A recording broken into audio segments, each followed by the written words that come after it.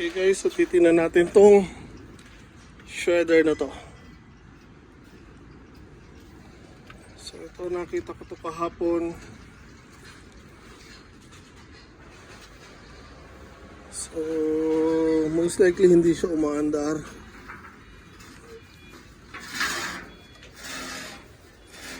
Pero dahil naikot to,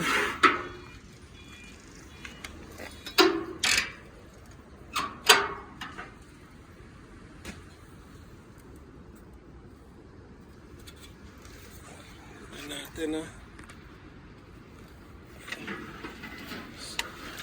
So pag umikot yung motor, iikot yung shredder, yung ngipin.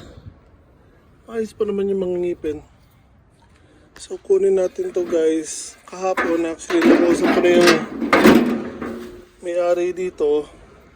Ano to, scrapan? Chinese ang may-ari nito guys.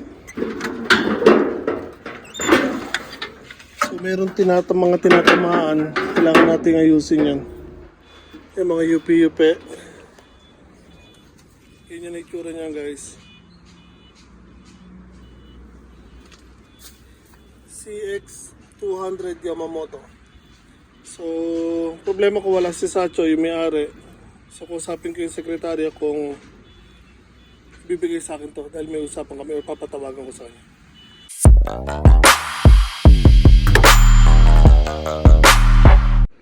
Hello guys, andito ko sa may scrapan.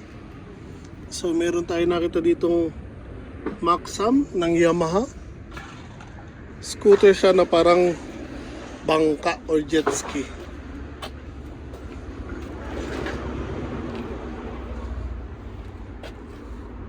Lapad guys, oh.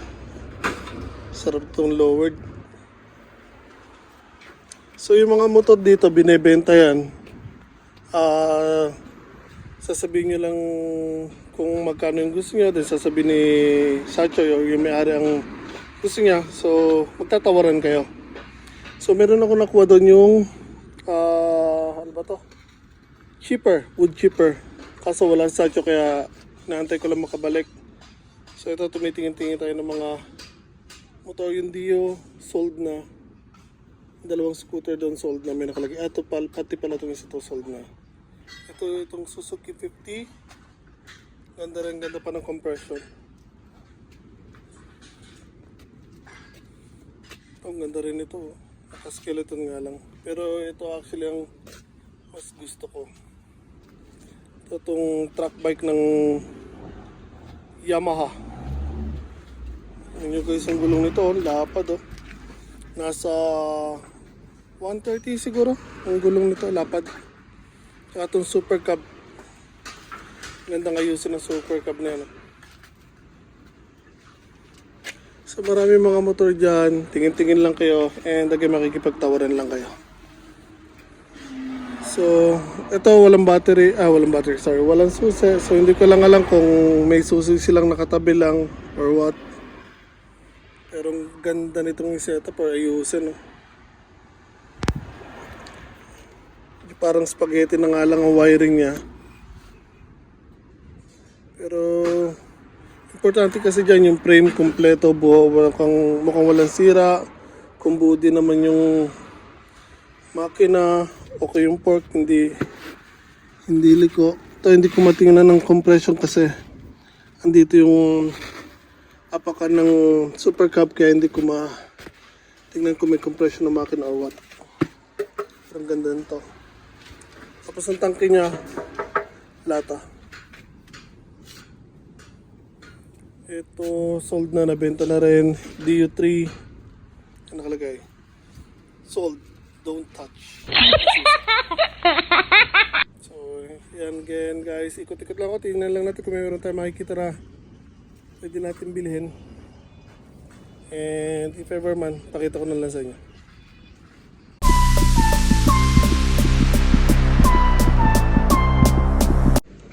Okay guys, so again, ito po yung balak natin bilhin ngayon, itong shredder. So ito po yung ngipin niya. Kapag pinandar po natin yung motor or pag umandar yung motor, then hindi na natin itong toggle na to, maglalak po siya dito or magpe-press siya dito sa belt para paikutin tong blade na to. So meron siyang dalawang blade na iniikot na habang pinapasok doon yung mga basura, mga tangkay, kahoy, dahon, ito po umiikot, so pipira-pirasuhin niya po yan. Tapos ito yung shoot niya, tupan niyo lang yan. So tatalisit siya dito palabas. So again, naantay pa rin natin si Sancho, yung may-ari nitong scrapan. So lumabas daw, hindi pa nabalik. Ayun, dumating na. So usapin ko lang guys. Hello guys, so dito ulit tayo sa farm. Ito yung binili kong adapter para doon sa soil tiller natin, yung parang araro. Pero kung makikita nyo may plastic na nakakabit. So yan naman po yung tutulong para makagawa po tayo ng garden bed.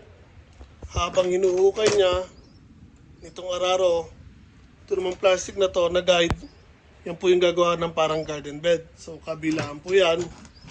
Then yung kalahati ng garden bed, once na dumanto, mabubuo both side. Then ipipik nyo lang yung soil tiller nyo, papadaanin nyo sa kabila naman side para mabuo yung kalahati. So ang problema ko lang dito, hindi ito para sa soil tiller ko. So iba yung adapter niya, so gagawin na lang natin ng paraan para magamit natin sa soil tiller po natin. Dahil again, yung soil tiller na nabili ko dati sa scrapan na nagawa ko, old model na po yun, so wala na po binibenta ngayon sa market. And makikita nyo na lang yun sa scrapan o sa mga nagpapadala ng mga traktora sa ibang bansa. So ito, nabili ko again sa Chinese na scrapan. So gagawin na lang natin ng paraan para magamit natin. And ito naman ang nakuha ko kahapon. Ito po yung wood chipper. So tulad na sabi ko, hindi po na-under yan, kaya po binenta yun doon. Pero ayusin po natin. So marami siyang mga loose. Ayan, mga bengkong or nakayupe. Si Masier. At ito, pero ayusin po natin yan. Yung motor niyan hindi gumagana. Lilinisin po natin at ayusin. Ito, bengkong din. Yung gulong, palitin din. Putok na. Both side. Pero tiwala lang po. Kakayanin natin yan guys. So if ever na magagawa natin to or maayos natin to, or once na maayos natin to, magiging malaking tulong po to para sa ating garden. So again, wood chipper po yan. At kung matatandaan nyo, marami po tayong naputol na mga puno sa paligid. Yung dito sa may harapan ng bahay, na nasunog na po natin yun, yung mga pinutol natin, yung mga sanga niya, mga dahon. Pero yung dito sa gilid or sa likod, ayan pa po, nakatambak. So kailangan natin ayusin agad yun para ma-dispose natin itong mga ito. Once na ma-chip natin yan, itatambak natin doon sa mga malalalim na part. And in time, pag nabulok yan, magiging pataba rin po sa lupa yan. And once na gumagana na po itong garden natin to, so every end of the gardening season, marami tayong maging waste, yung mga halaman na bubunutin natin or papalitan. So hindi natin pwede itambak lang na itambak yon. So once na meron na tayong gumagana na wood chipper, after natin bunutin yung mga halaman, pag di na natin kailangan, papadaan lang natin dito para magiging pataba sila or panglagay natin sa compost. So again, magiging malaking tulong po itong wood chipper natin dito para sa garden natin.